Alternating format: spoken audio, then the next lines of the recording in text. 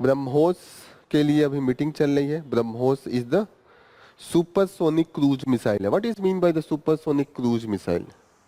Speed बहुत ज्यादा होगा और वो हवा से हवा में अटैक करता है। ये बात होगा। जो बैलिस्टिक मिसाइल होता है उसका पैराबोलिक होता है कि वो जमीन से जाएगा और यहाँ पे अटैक करेगा, तो यहाँ से उठेगा और उसकी डिस्टेंस काफी दूर होती है। इसमें होगा डिस्टेंस कम होगा सुपरसोनिक में, पर स्पीड बहुत तेज होगा। तो मोस्टली किससे छोड़ते हैं? जो फाइटर जेट होते हैं उससे अटैक होता है, जेट टू जेट अटैक होगा, ठीक है। तो इसमें क्या होगा? Supersonic cruise missile, speed will be very high. Range इसका नियर अबाउट 1000 किलोमीटर के आसपास होगा। इनका जो रेंज होता है 5000, 6000, 8000 किलोमीटर है। मतलब यहाँ से अगर दिल्ली से हम मिसाइल को फायर करें तो वो चाइना तक में जाएगा, बांग्लादेश, पाकिस्तान, तो उनका रेंज बहुत हाई होगा। लेकिन जो क्रूज मिसाइल है उसका ज्यादा नहीं होता है, नियर अबाउट 400-500 किलोमीटर हवा से हवा में मारते हैं। This is the thing. BrahMos किसके किसके बीच का प्रोजेक्ट है? India and Russia. तो ओवरऑल यही डिस्कशन है, देखते हैं कब बिकता है। M23 rebels backed by the Rwanda claim the Goma a key city into the Congo. तो यहाँ पे हमें क्या क्या जानना है? गोमा, गोमा कहाँ पे है? That is Congo basin, clear. और रवांडा, रवांडा फेमस रहता है क्योंकि रवांडा में एक जेनोसाइड हुआ था। और रवांडा में अभी हम लोग एक दिन पढ़ रहे थे, कल ही पढ़ रहे थे कि तुत्सी एंड हुतू, दो ट्राइब थे, दो आपस में। हुतू ने मारा था तुत्सी एंड द मॉडरेट हुटूज को। हुतू ट्राइब है, तुत्सी ट्राइब है। रवांडा आजकल न्यूज में रहता है, खासकर इन सब चीजों को लेकर। ये चीजें प्रीलिम्स में काम आएगी। एम क्या है? M23 rebels. Nordic leaders meet the retreat the unity in the face of the term threat. तो वही थ्रेट है, ग्रीनलैंड को पे अपना कब्जा की बात कर रहे हैं। और नॉर्डिक लीडर्स का मतलब नॉर्डिक जो कंट्रीज हैं वो आपस में यूनिटी दिखा रहे हैं कि हम मिलकर इसका विरोध करेंगे। नॉर्डिक में जैसे यहाँ पे दिया फिनलैंड, नॉर्वे, स्वीडन, डेनमार्क, ये सब जो है part of the Nordic countries. US ने क्या बोला है कि इंटरनेशनल सिक्योरिटी के लिए वो हमें या तो दे दो, बेच दो, कैसे भी है दे दो, पैसा भी देने को तैयार है ट्रम्प।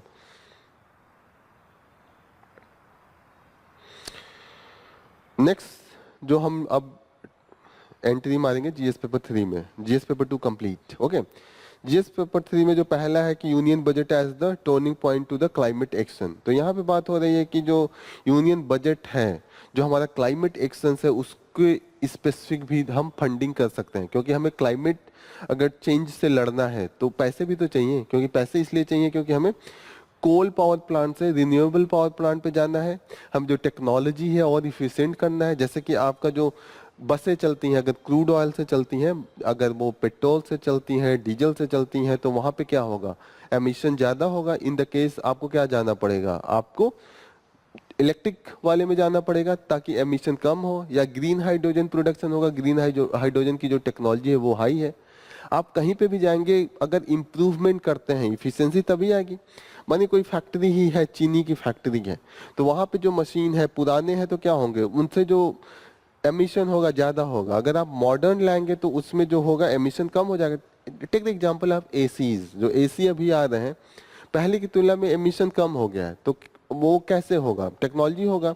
और टेक्नोलॉजी कहाँ से आएगा? पैसा देके खरीदना पड़ेगा, यूरोप से या यूएस से, या जो भी डेवलप्ड कंट्री है जिनके पास टेक्नोलॉजी है। तो इसके लिए ये कह रहे हैं कि एक प्रॉपर तरीके से हमारे पास फंडिंग होना चाहिए। इन्होंने एक एग्जाम्पल दिया है, जैसे जापान में आप देखिएगा एक प्रॉपर फंड के लिए एक प्रॉपर अकाउंट बना के रखा है, जापान ग्रीन ट्रांसफॉर्मेशन फंड।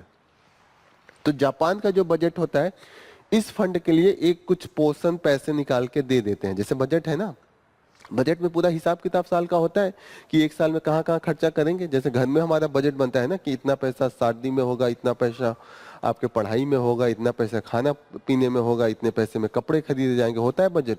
वैसे जब देश का बजट होगा तो वो भी डिसाइड होगा। तो ये कह रहे हैं कि क्यों ना हम एक अलग से फंड बना दें, और वो फंड किसके लिए काम करे, क्लाइमेट चेंज जो एक्शन है उसके लिए, क्लाइमेट एक्शन के लिए। और उन्होंने एग्जाम्पल दिया है जापान के पास, जापान ग्रीन ट्रांसफॉर्मेशन फंड है। इसी के आधार पर इंडिया में भी क्लाइमेट एक्शन फंड बनना चाहिए, और इसमें पैसे एक जो भी है 10,000 करोड़ 20,000 करोड़ डाल दें, और डिफरेंट जो कैटेगरी है, सेक्टर है, उनको हम प्रमोट करें। यहाँ पे इन्होंने कहा है कि जो हमारा जो इनिशिएटिव है, जैसे एक एग्जांपल दिया है कि अभी हमने स्टार्ट किया है पीएम सूर्य घर बिजली योजना, सूर्य घर मुफ्त बिजली योजना। यहाँ पे ये था कि हम जितने भी, मानिए जो लोग एफोर्ड नहीं कर पाते हैं रूफटॉप सोलर पैनल, तो उसको गवर्नमेंट सब्सिडी के द्वारा लगवाएगी, और उसके द्वारा जो इलेक्ट्रिसिटी प्रोड्यूस होगा वो घर को दिया जाएगा, और कुछ पैसे जो बेनिफिट आएंगे, मानिए उसको हम बेचते हैं ग्रिड से कनेक्ट करके, तो वो उन घर वालों से भी शेयर करेंगे। तो इससे क्या होगा, इलेक्ट्रिसिटी प्रोड्यूशन सेल्फ जनरेटेड हो जाएगा, तो एमिशन होगा कम हो जाएगा, जो कोल जनरेटेड पावर की जरूरत होगी कम हो जाएगी। उसमें देखिएगा रजिस्ट्रेशन जो हुआ था वो 1,45,00,000 लोगों का हुआ था, लेकिन जो लगवाए हैं अभी तक हम लोगों ने सिर्फ 6 लाख लोगों को। देख रहे हैं कितना डिफरेंस है, 1,45,00,000, अगर लाख में बदले तो 145 लाख, और लगा कितने लोगों के घर में, 6 लाख। तो 10 गुना क्या, 20 गुना, 20 गुना से भी ज्यादा है, मुझे लग रहा है 23-24 गुना है। तो इतना नीड है, तो उसके लिए क्या होगा, फंडिंग की कमी है, तभी तो नहीं लगा पा रहे हैं। इंडिया में जो इलेक्ट्रिक ये सोलर पैनल है वो होता ही नहीं है, हम सिर्फ 40% ही प्रोड्यूस कर पाते हैं। 60% हमारी डिपेंडेंसी सोलर पैनल का है, वो कहाँ से, फॉरेन से हम इंपोर्ट करते हैं। तो फंडिंग की जरूरत है। और दूसरी चीज है कि जो इंडिया में 40% प्रोड्यूस भी होता है उसका कॉस्ट हाई होता है as compared to the imported, यहाँ पे कहीं लिखा हुआ है 40% जो है इंडिया में वही हम सोलर पैनल बना पाते हैं, 65% जो है 60% इंपोर्ट करते हैं, और जो रेट है 65% हाइयर है। 65% हाइयर का मतलब क्या हुआ, विदेश से अगर हम लोग 100 रुपए में खरीद के एक सोलर पैनल लाते हैं, तो इंडिया की कंपनी वो कहाँ कितने में बेच रही है, 165 रुपए में। 65% वही ज्यादा हुआ ना, कि 65% ज्यादा है, 100 का 65% कितना होगा, 65 रुपीज, तो वो 165 रुपए में बेच रही है। इन्होंने कहा कि रेलवे का जो नेटवर्क है, रेलवे का देखिए जमीन बहुत होता है, पूरा रेलवे जहाँ पे ट्रैक होता है आगे पीछे सब उन्हीं का जमीन होता है, इधर उधर, फिर उनका देखिएगा रेलवे स्टेशन के आसपास सब जगह कैप्चर किए अंग्रेजों के जमाने से ही। तो ऐसे में वहां पे अगर हम सोलर पैनल बिछाना चाहें या विंड एनर्जी प्रोड्यूस करना चाहे तो बहुत प्रोड्यूस हो सकता है। पूरे आप सोचे ट्रैक के किनारे विंड पावर का लगा दे तो अपने आप प्रोड्यूस होगा, लेकिन उसके लिए क्या चाहिए, फंडिंग। अगेन कौन वहां से खरीद के लाएगा, उसके लिए कहीं ना कहीं एक डेडिकेटेड फंडिंग चाहिए। क्लियर हो रही है मैं क्या कहना चाहता हूँ, क्या बताना चाहता हूँ, आप बताइए। या राइट, हम लोग ये बात कर रहे हैं कि जो अभी बजट पेश होने वाला है पार्लियामेंट में, लोकसभा में होगा, 1 तारीख को होगा, ठीक है, हम लोग डिस्कस भी करेंगे क्लास में। तो बजट में क्या होता है, पैसे डिस्ट्रीब्यूट होते हैं। अब इंडिया को, एक इंडिया बड़ा देश है, क्लाइमेट अगर चेंज में कुछ एक्शंस लेने हैं तो इंडिया का भी भागीदारी होनी चाहिए। तो भागीदारी सिर्फ प्रॉमिस करने से थोड़ी होता है, पैसे लगते हैं ना, उसके लिए पैसे लगेंगे तभी तो आप उसको चीज़ों को खरीद के आप इम्प्लीमेंट करेंगे। तो उसके लिए बजट में भी कुछ डेडिकेटेड फंड हम कह रहे हैं कि जो क्लाइमेट एक्शन की चीजें हैं उसके लिए हमें अलॉट करना चाहिए, यही बात हो रही है। अब इन्होंने एग्जाम्पल दिया कि कई ऐसे एरिया हैं जहाँ पे हमने स्कीम स्टार्ट की है पर हमारे पास फंड नहीं था, इसीलिए वो चीजें रुकी हुई हैं। जैसे एक एग्जाम्पल मैंने क्या दिया, पीएम बिजली मुफ्त घर योजना, क्या था ये, पीएम सूर्य घर मुफ्त बिजली योजना, ठीक है, सूर्य घर मुफ्त बिजली योजना। सूर्य घर का मतलब सोलर पैनल जो लगा देंगे उससे सूर्य का रोशनी आएगा और उससे मुफ्त बिजली प्रोड्यूस होगी, ठीक है। तो क्या है, पीएम सूर्य घर मुफ्त बिजली योजना, यही है, काफी लंबा है तो 1-2 बार पढ़ने पे आपको याद होगा।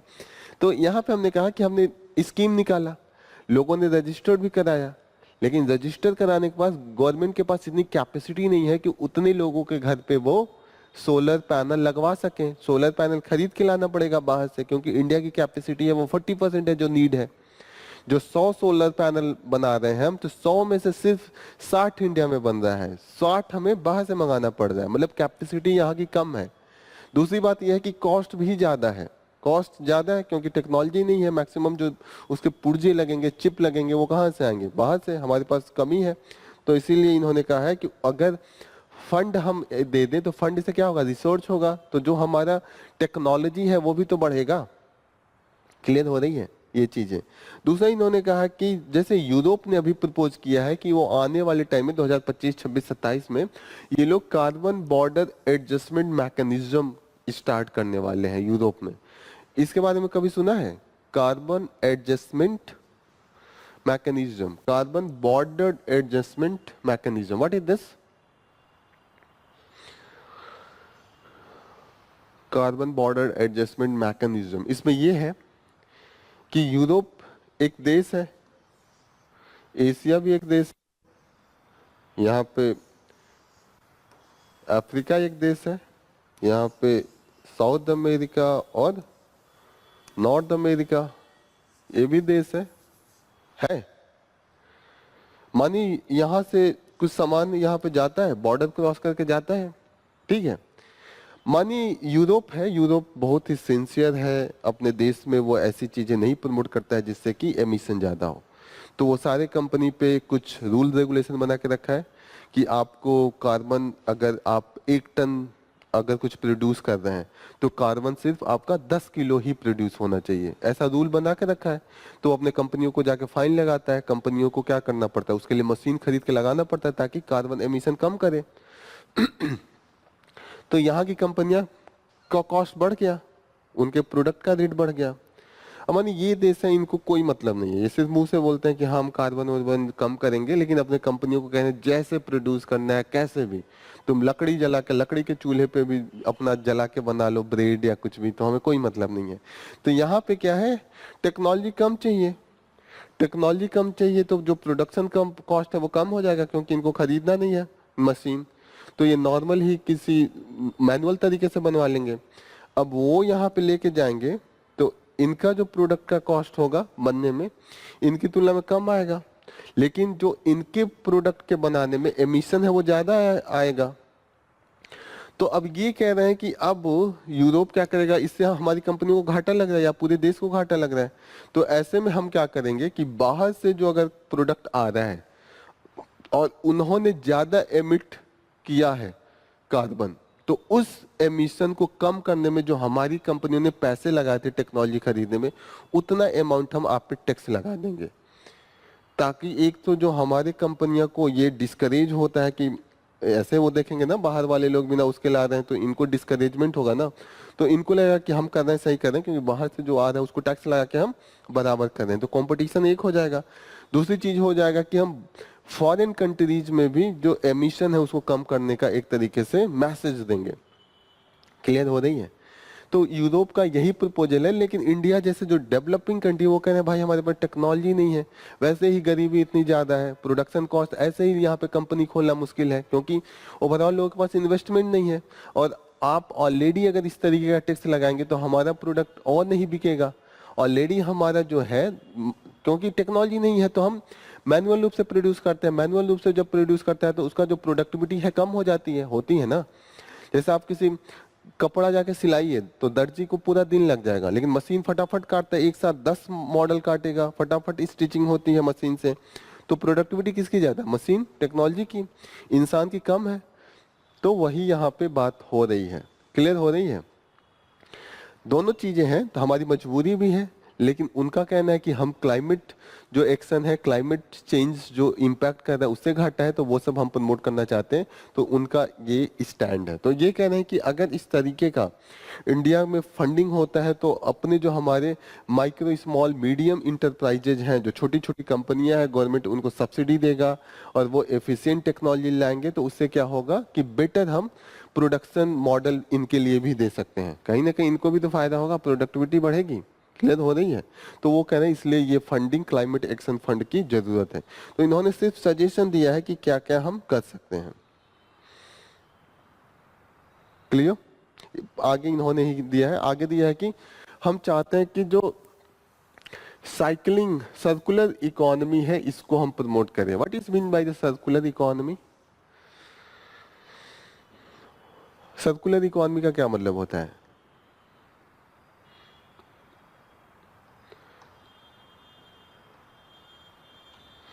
कि जो प्रोडक्शन कुछ भी बना है वो गोल गोल बना है, तो क्या? हम्म, कि जो चीज बना है वो सर्कुलेट करता जाए, वही चीज आप यूज करें, फिर ये यूज करें, फिर मैं यूज करूं, फिर इनको दे दूं, फिर इनको दे दूं, हाँ सर्कुलर। कि एक ही चीजों को चारों लोग यूज कर लें, तब क्या?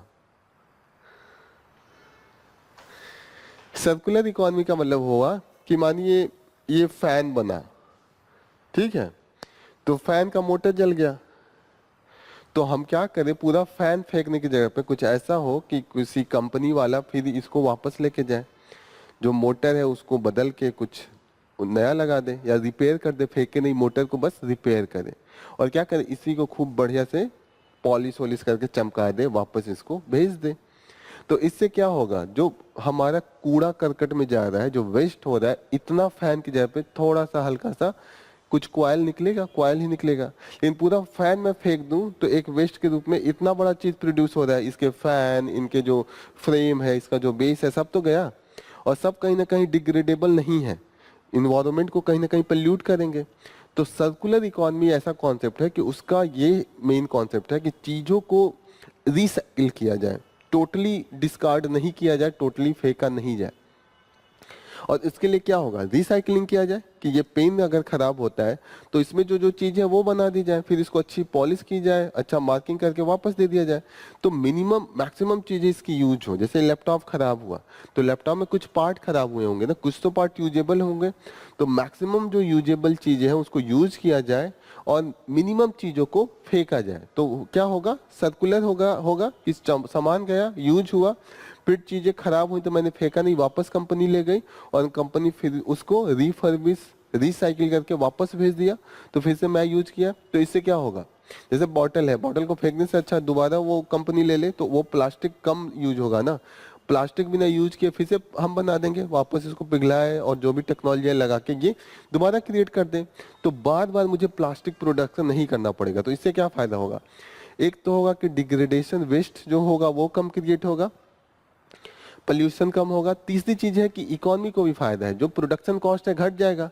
तो लोगों को जो सस्ता चीजें मिलेगी, सही है ना, कि तो ओवरऑल बहुत ज्यादा इसका इम्पैक्ट है। वेटेड डिडक्शन होगा, वेट डिडक्ट हो जाएगा जो ओवरऑल है। क्लियर हो रही है ये चीजें, what is the circular economy. यहाँ पे कह रहे हैं कि सोवरिन ग्रीन बॉन्ड फ्रेमवर्क भी लाया जाए। ये सोवरिन ग्रीन बॉन्ड फ्रेमवर्क ये होता है, बॉन्ड का मतलब क्या होता है, what is mean by the bond.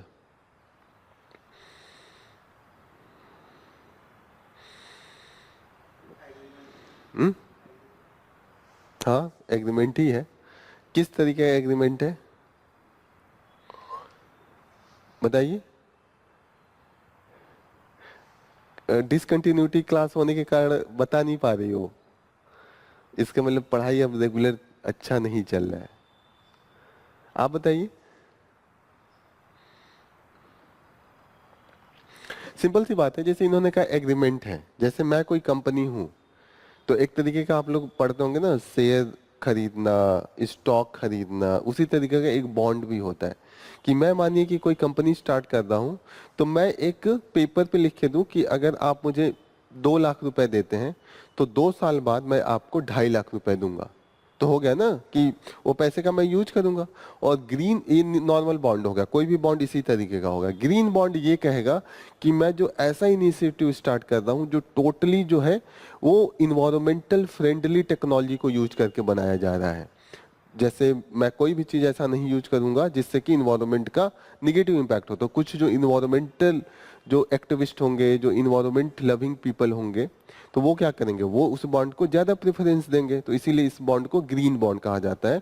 Green bond का मतलब कि आपकी एक्टिविटी जो है वो टोटली जो इन्वायरमेंट का है उसको ध्यान में रख के की जाएगी। कि आप अपना जो फैक्ट्री खोल रहे हैं उसमें मैक्सिमम प्रोडक्शन सोलर एनर्जी से करेंगे, आप प्लास्टिक का कम यूज करेंगे, मैक्सिमम चीजों को आप रिसाइकिल कर रहे हैं। तो इस तरीके से क्या होगा, आपका प्रोजेक्ट जो होगा ग्रीन प्रोजेक्ट होगा, और जो आपका बॉन्ड होगा उसको क्या डिक्लेयर कर दिया जाएगा, ग्रीन बॉन्ड है। क्लियर है। तो गवर्नमेंट को एक मैकेनिज्म, रेगुलेटरी बॉडी, वो तो हर आदमी फिर निकालना स्टार्ट करेगा ग्रीन बॉन्ड, जिसका जो ज्यादा प्रोड्यूस कर रहा है वो भी कह देगा। तो इसके लिए गवर्नमेंट को एक रेगुलेटरी मैकेनिज्म हो जो प्रॉपर तरीके से चेक करे कि हाँ ये जो बात बोली जा रही है वो सही है कि गलत है। समझ में आ गया? तो यही बात हो रही है कि सोवरिन ग्रीन बॉन्ड। सोवरिन का मतलब होता है कि एक होता है कि कोई भी बॉन्ड की वो अपना डिक्लेयर करे। सोवरिन का मतलब हो जाता है कि गवर्नमेंट जो खुद की बॉन्ड डिक्लेयर करती है, गवर्नमेंट भी तो अपना बॉन्ड भेज सकती है पेपर, तो वो सोवरिन हो जाएगा। क्लियर? सोवरिन जहां पे भी आ जाए उसका मतलब गवर्नमेंट ने उसको क्या किया है, अप्रूव किया है, वो गवर्नमेंट का बॉन्ड है, गवर्नमेंट खुद के लिए पैसे मांग रही है। तो these are all the things that has been discuss here. Next news है कि does the cow urine have the anti infective properties. तो ये बड़ा मुद्दा ऐसा है कि हमारे समाज में आजकल बहुत है कि गाय का बहुत इंपॉर्टेंस दे दिए हैं कि गाय का ये चीज, गाय का वो चीज, गाय के गोबर से ये फायदा है, उसके यूरिन से ये फायदा है। तो वही अभी एक कमेंट आया था फ्रॉम द एक आईआईटी के प्रोफेसर हैं, उन्होंने कहा कि जो cow urine है that can be used into the anti effect infective properties। उन्होंने काफी चीजों पे इसका क्लेम किया है कि ये एंटी बैक्टीरियल है, एंटी इन्फ्लेमेटरी है, ये सब टाइप की प्रॉपर्टीज है कि जैसे मानिए आपका कहीं पे भी स्किन में कोई हो गया ना डिजीज, तो वहां पे भी काऊ यूरिन यूज कर सकते हैं। तो ऐसे में लोगों को ये प्रमोट करना स्टार्ट कर दिया कि डायरेक्ट काऊ यूरिन पी लीजिए। हो रहा था ना आजकल, लोगों का ये कहना था, आजकल देखिएगा दैट इज वेरी कॉमन। लेकिन ये कहा गया कि जो काऊ यूरिन है उसका अगर आप मेडिकली यूज करें प्रोसेस करके तब ठीक है। और उस तरीके के प्रॉपर्टीज इन्होंने आगे दिया है कि ये सिर्फ काऊ में ही क्या है, यहाँ तक कि जो नॉर्मल पर्सन है, जो हमारा एक आम जनता है, ह्यूमन यूरिन है, उसमें भी इस तरीके के कुछ ना कुछ प्रॉपर्टीज हैं। डंकी का यूरिन है, उस पर भी हो सकता है इस तरीके का प्रॉपर्टी। तो इसका मतलब ये नहीं कि इसको बहुत ज़्यादा आप रिलीजियसली प्रमोट करें या बहुत ज़्यादा ओवर हाइप करें। ओवर हाइप करके क्या कर दें, एक पर्टिकुलर आप इस तरीके की टेंडेंसी प्रमोट करा रहे हैं कि लोग इसको डायरेक्ट कंज्यूम कर रहे हैं। और डायरेक्ट कंज्यूम करने से होता है कि इस यूरिन में बहुत तरीके के बैक्टीरिया होते हैं और फायदा की जगह पे ये क्या करता है, हार्म करता है। जैसे इन्होंने नीचे दिया है कि बहुत से सारे इसमें रिसर्च हुए हैं, लेकिन यहाँ पे है there are lot of bacteria, 12 तरीके के बैक्टीरिया यहाँ पे दिया हुआ था, कहीं है देखा आप लोगों को?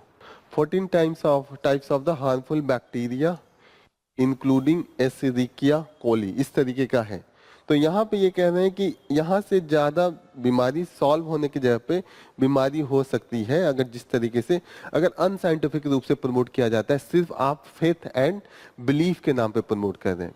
वो तो देखिए किसी भी केमिकल में कुछ ना कुछ प्रॉपर्टीज होती है, लेकिन उसका कितना मात्रा चाहिए, किस तरीके से प्रोसेस किया जाएगा, that should be the process. जैसे यहाँ पे इन्होंने कहा कि काऊ डंग से हम फर्टिलाइजर बना सकते हैं, लेकिन क्या होगा, उसको डायरेक्ट कंजम्पशन के लिए नहीं है। डायरेक्ट कंजम्पशन से क्या होगा, हार्मफुल इम्पैक्ट ज्यादा होगा। तो this type of the thing यहाँ पे कहा है कि इस तरीके की चीजों को हम प्रॉपर साइंटिफिक रूप से प्रमोट करें और इस पे रिसर्च हो तभी बातें करें। इस तरीके से नहीं कि फेथ है, रिलीजन है, बिलीफ है, इस तरीकों के चीजों को प्रमोट करने के लिए हमें ये सब चीजें नहीं करनी चाहिए। ओवरऑल यही डिस्कशन इसमें पूरा है। नेक्स्ट जो न्यूज है दैट इज द गिलियन बारे सिंड्रोम। गिलियन बारे सिंड्रोम इस समय काफी न्यूज में है। ये सिंड्रोम है एक तरीके का, जैसे पैरालिसिस टाइप की बीमारी है, नर्व सिस्टम जो है वो इम्पैक्ट कर रहा है। और ये डायरेक्ट कोई बीमारी नहीं है, जैसे बीमारी है लेकिन बीमारी का कोई डायरेक्ट बैक्टीरिया या वायरस नहीं है, दूसरे वायरस का इम्पैक्ट के कारण ये बीमारी हो रही है। जो नर्व सिस्टम है आपका, पैरालिसिस देखते होंगे, पैरालिसिस में क्या होगा कि बॉडी का कोई पार्ट रिस्पॉन्स करना बंद कर देता है, जो दिमाग से कनेक्शन होता है। जैसे हाथ क्यों काम करता है, क्योंकि दिमाग से डायरेक्शन जाता है कि ये उठाना है, ये जाना है, रोकना है, ठीक है, तो उस तरीके से हाथ फंक्शन करता है। लेकिन जो सिग्नल आना बंद हो जाए नर्व सिस्टम से तो क्या होगा, ये पैरालिसिस का केस हो जाता है। तो ऐसे में ये डायरेक्ट का केस नहीं है, जो ये सिंड्रोम है this is due to the, जैसे जीका वायरस है, different type of the other virus है, उसके इम्पैक्ट के कारण ये हो रहा है। तो नीचे यहाँ पे दिया है। और इसमें क्या है, इस बीमारी में होता है कि जो हमारा इम्यून सिस्टम है वो खुद इम्यून सिस्टम जो हमारा है, हमारा इम्यून सिस्टम क्या है कि कोई भी बाहर से अटैक हो तो हमारा बॉडी का इम्यून सिस्टम है वो एंटीबॉडीज क्रिएट करता है।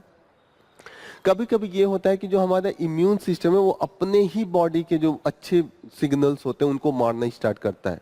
तो इस बीमारी में क्या होगा कि हमारा जो इम्यून सिस्टम है बचाने की जगह पे खुद इसके खिलाफ कि इस वो मतलब प्रोड्यूस करना स्टार्ट कर देता है। जैसे होता है ना कि खुद आप अपने ही गोल में गोल मार लें। जैसे आप फुटबॉल खेल रहे हैं, फुटबॉल में गोल उधर मारना है, कभी कभी आप अपने ही गोल में मार लिया तो अपने ही खिलाफ गोल कर लिया। तो ये इस बीमारी में भी यही है कि यहाँ पे खुद आपका ही जो ऑटोनॉमिक नर्वस सिस्टम है उस पे इम्पैक्ट करेगा और इससे कई बार डेथ भी हो रहा है, पैरालिसिस होता है, पैरालिसिस के बाद डेथ के भी केसेस हो जाते हैं। इसका कोई बीमारी का इलाज नहीं है, इसमें तो कुछ थेरेपी दी जा रही है। थेरेपी से होता है कि थोड़ा थोड़ा आपका मूवमेंट वापस आ सकता है, लेकिन एकदम कोई ऐसा इलाज नहीं है कि एकदम उसको खासकर उस पर्टिकुलर बीमारी को सही कर ले। क्लियर हो रहा है? कुछ बीमारियां ऐसे होती हैं कि सिर्फ उसको रोकी जा सकती हैं, थोड़ी थोड़ी कम की जा सकती हैं। टोटली आप उसके खिलाफ ऐसा कुछ मेडिसिन नहीं दे सकते हैं जिससे कि वो डिस्ट्रॉय हो जाए। तो इसमें क्या क्या हम कर रहे हैं? इंट्रावीनस इम्यूनोग्लोबुलिन थेरेपी का यूज कर रहे हैं। इससे क्या होगा कि जो decrease in the immune system attack on the nerve, जो हमारा ही इम्यून सिस्टम है जो अटैक है वो कम हो जाएगा, लेकिन अटैक करेगा। क्लियर हो रही है? नर्व सिस्टम पे अटैक करेगा तभी तो पैरालिसिस होगी। तो यहाँ पे अगर इंट्रावीनस इम्यूनोग्लोबुलिन थेरेपी करते हैं तो यहाँ पे क्या होगा, नर्व सिस्टम पे जो अटैक हमारा खुद का इम्यून सिस्टम कर रहा है वो कम हो जाएगा, लेकिन कोई इसका इलाज नहीं है। क्लियर हो रही है क्या मैं कहना चाहता हूँ? इलाज का मतलब कि डायरेक्ट कोई ऐसी दवा कर दें कि वो इम्यून सिस्टम को ऐसा कर दे कि वो अटैक ही ना करे। अटैक करेगा लेकिन कम करेगा। क्लियर है? ये सब बीमारियां अलग से जो वायरस हैं, बाहरी वायरसेस हैं, जैसे यहाँ पे दिया हुआ है कि जीका वायरस, इसमें जो मेन क्या क्या दिक्कत होगी?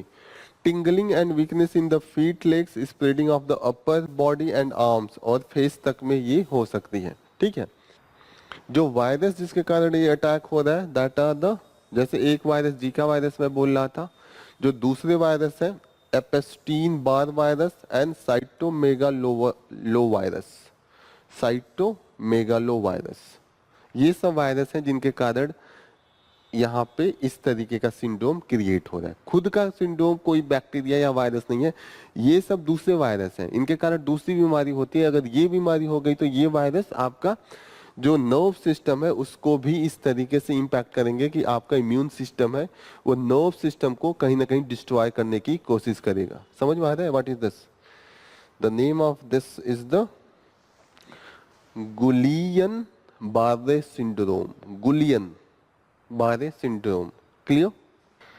नेक्स्ट न्यूज है कि जो हमारे स्टोव का ये लाइटर हम लोग यूज करते हैं, कैसे स्पार्क होता है? ऐसे मारते हैं ना तो झटका लगता है, तो क्या होता है? किस सिस्टम के द्वारा होता है? काफी करीब है। मेन है कि जो इलेक्ट्रिकल सिस्टम होता है, एक सिस्टम पे होगा कि इलेक्ट्रॉन्स ज्यादा होंगे और एक पे होगा इलेक्ट्रॉन्स कम होंगे। जो इलेक्ट्रॉन्स ज्यादा होंगे वहां पे वो निगेटिव नोड होगा और जो जहाँ पे कम होंगे वहां पे पॉजिटिव नोड होगा, और इलेक्ट्रिकल पोटेंशियल क्रिएट कर देगा हाई से लो। और जहाँ पे इलेक्ट्रॉन ज्यादा होंगे फ्लो होंगे, जहाँ पे इलेक्ट्रॉन नहीं है, यही है ना वो जो कैविटी है फिल करने का, तो इसमें क्या होगा, स्पार्क क्रिएट करता है जो इलेक्ट्रिसिटी प्रोड्यूस होगा।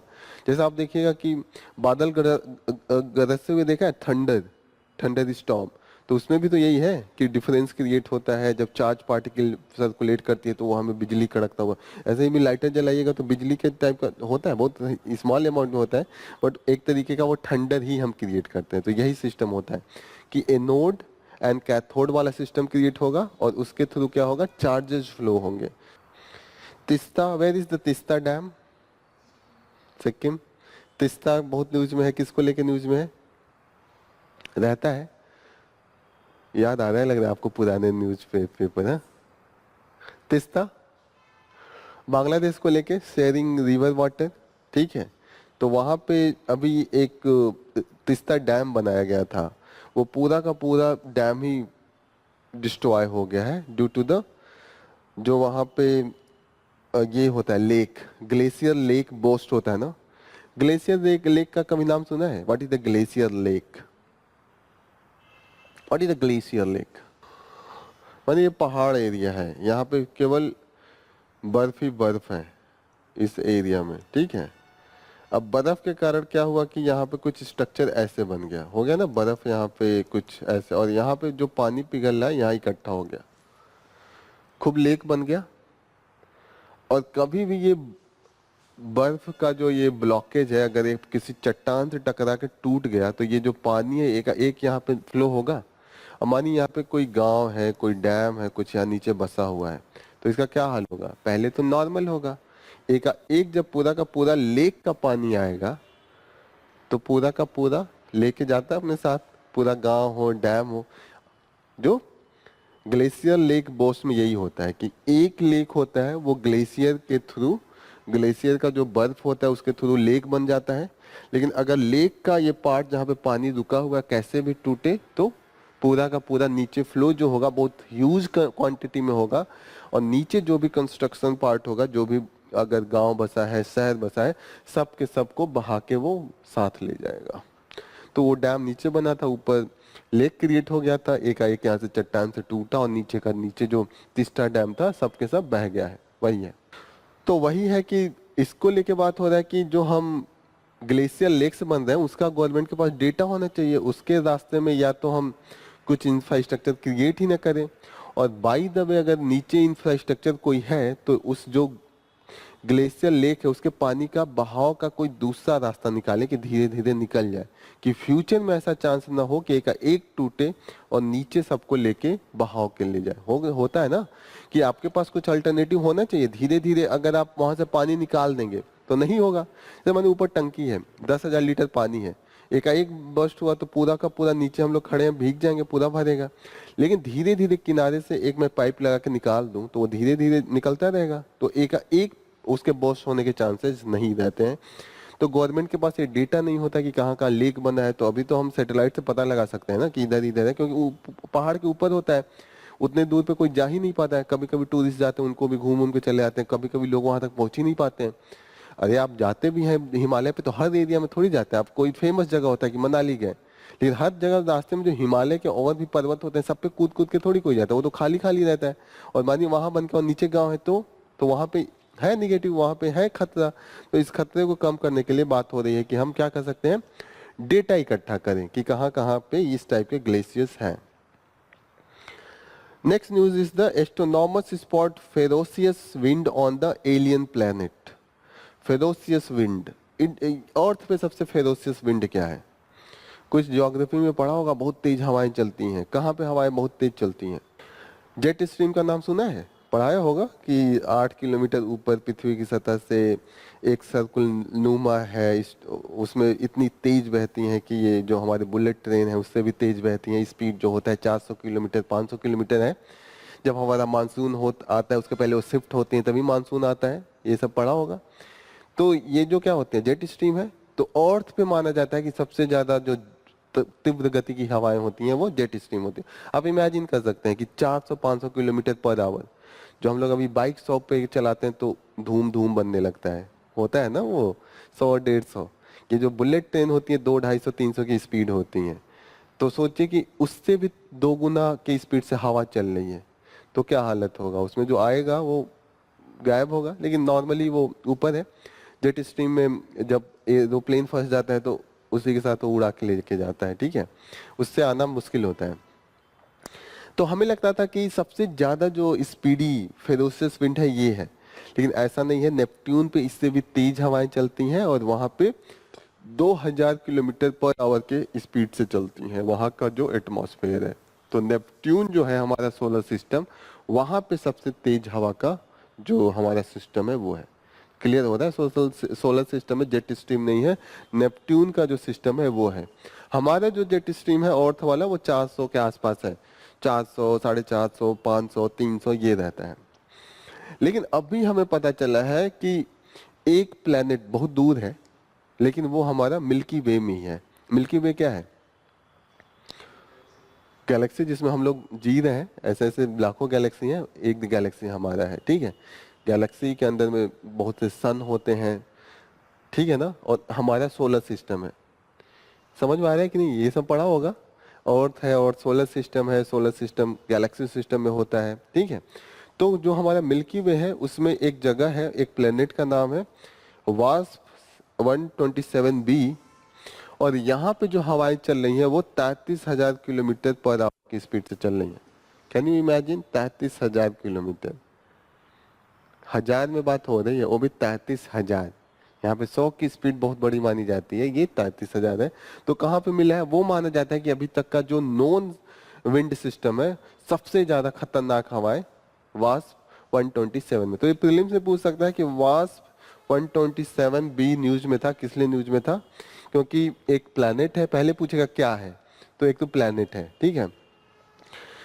अब इतना तो नहीं पूछेगा कि कितना दूर है, 520 लाइट ईयर्स डिस्टेंस है। लाइट ईयर्स किसको मेजर करता है? टाइम को मेजर करता है या डिस्टेंस को? लाइट ईयर्स, लाइट ईयर्स किसको मेजर करता है? टाइम को। आप बताइए। आप बताइए। ये बोल रहे हैं लाइट ईयर्स टाइम है। डिस्टेंस कैसे है? आपका सही है, डिस्टेंस ही है। डिस्टेंस कैसे है? इसमें ये माना जाता है कि ये क्या बोला है, 520 लाइट ईयर्स। तो अब ये लाइट का जो स्पीड होता है 3 लाख किलोमीटर पर सेकेंड होता है। 3 लाख, 3 लाख हो गया, सही कर रहा हूँ ना? 3 लाख किलोमीटर पर सेकेंड हुआ। तो ये लाइट का जो स्पीड है 365 दिन होता है एक ही ईयर्स में, और एक दिन में 24 घंटे होते हैं। 24 घंटे में कितना मिनट हो गया? 60 मिनट, और सेकंड कितना हुआ? 60 सेकंड, यही होगा।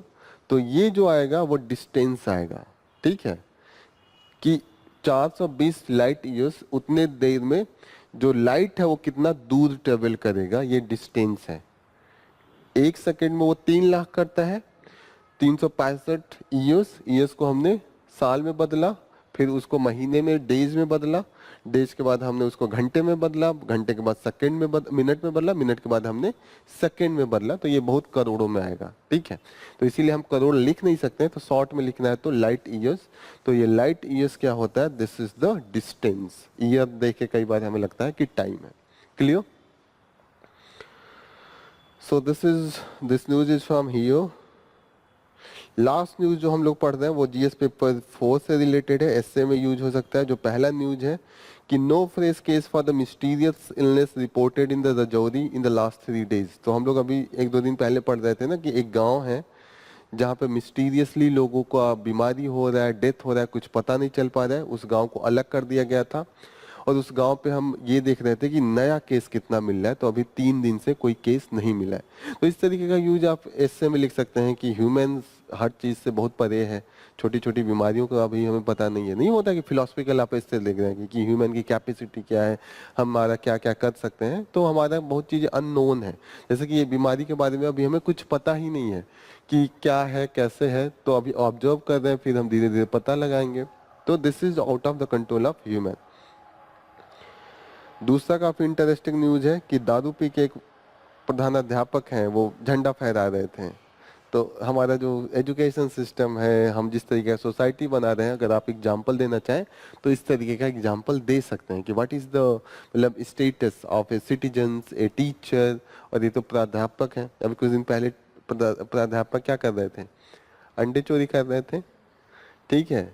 एक दिन न्यूज में हम लोगों ने पढ़ा था ना कि अंडे चोरी करते हुए वो वीडियो बहुत वायरल हुआ था। प्रिंसिपल ये दारू पी के, ये पूरा नशे में, ऐसा नहीं कि सिर्फ पिया है, नहीं होता कि पूरे नशे में धुत है और फिर झंडा फहरा रहे हैं, देशभक्ति। Okay, so this you can use into the ethics और the your essay paper. So this is all about from the today's news. अच्छा, पीसेस वाले हैं, ये सब चीजें तो याद करने वाली है, ये सब आप पढ़ सकते हैं। तो ठीक है, खुद पढ़ेंगे। जैसे इनका नाम इस समय है, इनको हेड बनाया गया है proportional system of the ISRO. तो what is his name? M Mohan नाम है, director of LPSC. LPSC is the liquid proportion system के जो सेंटर है उनके हेड बनाया गया, क्योंकि इसके जो अभी हेड है उनको क्या बनाया गया, इसरो का चेयरमैन बना दिया गया वी नारायणन को। तो वो पोस्ट खाली था, तो एम मोहन को क्या बना दिया गया है, head of the liquid propulsion system centre. Liquid propulsion system होता है जो मेन जो इंजन होता है ना, जिससे जैसे होता है ना टैंक जहाँ पे फ्यूल जलता है, किस तरीके से काम करता है, वही होता है। ये बहुत इंपॉर्टेंट होता है इनटू द जो स्पेस फ्लाइट जितनी भी लेती हैं, जितना भी हमारे जेट बनते हैं, उसमें जो लिक्विड propulsion सिस्टम है that play a very crucial role. खासकर जो हम ये क्रायोजेनिक इंजन बना रहे हैं ना, क्रायोजेनिक एक दिन मैंने बताया था, liquid oxygen, liquid hydrogen on a very low temperature 150, 180, 234 degree centigrade minus में, ये मैं बता रहा हूँ। उसमें हम चाहते हैं कि रिएक्शन कराएं, फ्यूल को स्टोर करें। एरो इंडिया इस समय प्रदर्शनी चल रहा है, शो चल रहा है, that is into the Bengaluru. Bengaluru के किस एरिया में चल रहा है, that is into the Yelahanka air force station है। ठीक है, तो ये सब पीसेस में पूछेगा, नाम पूछेगा कि एलाहंका एयरफोर्स कहाँ पे है, तो ये बेंगलुरु में है। बेंगलुरु कहाँ पे है, कहाँ पे है बेंगलुरु, बताइए आप, बेंगलुरु कहाँ पे है? इतना तो पता होना चाहिए, बेंगलुरु इतना फेमस जगह है। कल को यही ना मैं पूछूं दिल्ली कहाँ पे है तो ना बता पाए, मुंबई कहाँ पे है ना बता पाए, बेंगलुरु नहीं पता है, बेंगलोर। आपको पता है कि आपको भी नहीं पता है? ये वाला तो कट करना पड़ेगा। ये तो हम दिखा भी नहीं सकते कि क्लास में मैं पूछ रहा हूँ, लोगों को नहीं पता बेंगलोर कहाँ पे है। कर्नाटका में है, ठीक है, ठीक है, कर्नाटका में है। तो ये सब चीजें आप लोग पढ़ाई कीजिए, लग रहा है पढ़ नहीं रहे, घर पे जाके कुछ नहीं पढ़ते क्या? कम से कम बेंगलुरु तो 10 बार लिखा होता है न्यूज़पेपर में। सीनर ही इज द, अभी ऑस्ट्रेलिया ओपन टेनिस चैंपियनशिप था, वर्ल्ड टेनिस, तो उसमें जो विजयी हुए हैं वो सीनर हैं, हिज जैनिक सीनर। जिसके खिलाफ करा था दैट इज द जेरेव, ये अपोजिशन में थे, इनको ही हरा के इन्होंने बनाया।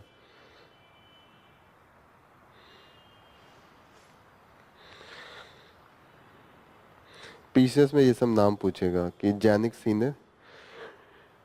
आईसीसी ने अवार्ड दिया है जो बेस्ट मेल क्रिकेटर टेस्ट में दिया है, वो जसप्रीत बुमराह को दिया है। एंड वीमेंस में जो बेस्ट ओडीआई फीमेल को स्मृति मंधाना को दिया है, सी इज द ओपनर। तो ये दो चीजें इंडिया के हैं, और लोगों को बाहरियों को दिया है, तो ये दो चीजें याद रखिएगा। जो वनडे इंटरनेशनल में दिया है, अफगानिस्तान के प्लेयर हैं उनको दिया है मेंस में। Prithvi wins the Australian deaf tennis championship. तो ये देखिए, डीफ मतलब जो विकलांग लोग हैं, खासकर जिन्हें सुनाई नहीं देता है, वो वाला टेनिस में इंडिया के पृथ्वी शेखर ने हराया है, डीफ टेनिस। उसमें जैनिक सीनर थे, जो नॉर्मल हो रहा था, डीफ वाले में इंडिया ने लाया है। तो this is all about from the today's news. Here we will conclude our session. Thank you for joining the session, all the best, Jai Hind.